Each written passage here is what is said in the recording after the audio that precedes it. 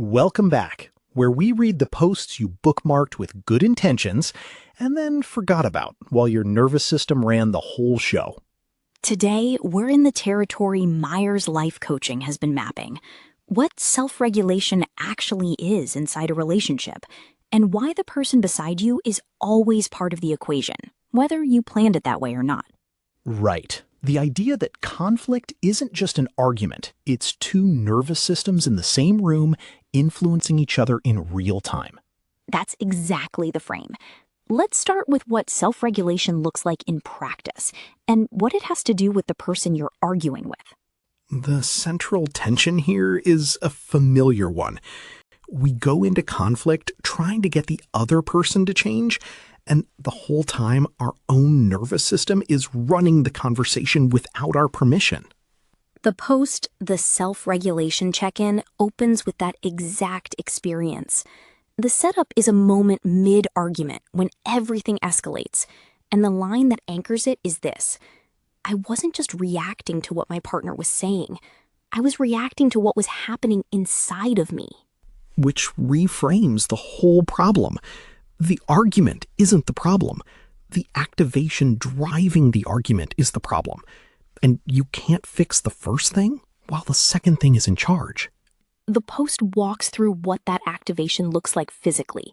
Heart rate up, shoulders tight, voice louder, already preparing the next response before the other person finishes speaking. There's a practical tool offered, an activation scale, from 1 to 5, calm to overwhelmed, with the observation that most damaging conversations happen when both people are sitting at a 4 or 5 and trying to solve something anyway. Trying to have a thoughtful conversation while both of you are standing in the middle of a fire alarm, as the post puts it, which is a more charitable explanation for why those conversations never go anywhere. The post is careful to separate self-regulation from self-suppression. It isn't about shrinking or going silent. It's the idea that you can have a feeling without letting the feeling make every decision. The pause becomes a tool, not a punishment, specifically because it comes with a commitment. I'm not leaving the conversation. I want to come back to it. That sentence does a lot of work. It changes what the pause means to the other person entirely. And that's where co-regulation enters. Co-regulation, the relationship skill that helps us feel safe, picks up that thread directly. Two nervous systems constantly influencing each other before either person has consciously processed a word. The post describes a couple where one partner reaches for connection and the other reaches for resolution, and both strategies make the other person feel worse. Neither of them was wrong, exactly. They were just operating from completely different nervous system positions, to use the post's phrasing. The post is precise about what co-regulation is not. It isn't emotional caretaking. It isn't keeping someone else calm, and it isn't tolerating harmful behavior in the name of staying regulated. It's relational safety. The capacity to remain grounded while someone else is having a hard moment, without matching their intensity or disappearing from the room. The distinction between a pause and a withdrawal matters here too. One communicates, I'm coming back. The other communicates something that feels a lot like punishment. Both posts land on the same underlying shift, from who is wrong to what is happening between us right now.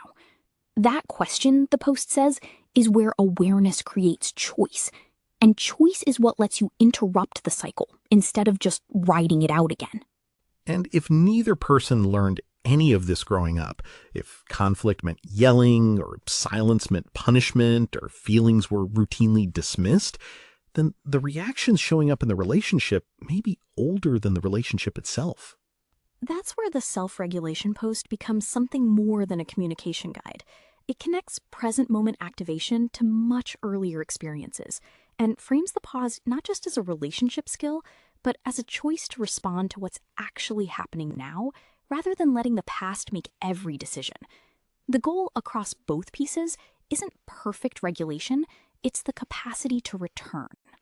Regulate first, reconnect second, communicate third, which is a sequence that sounds obvious until you're at a 4 on the activation scale.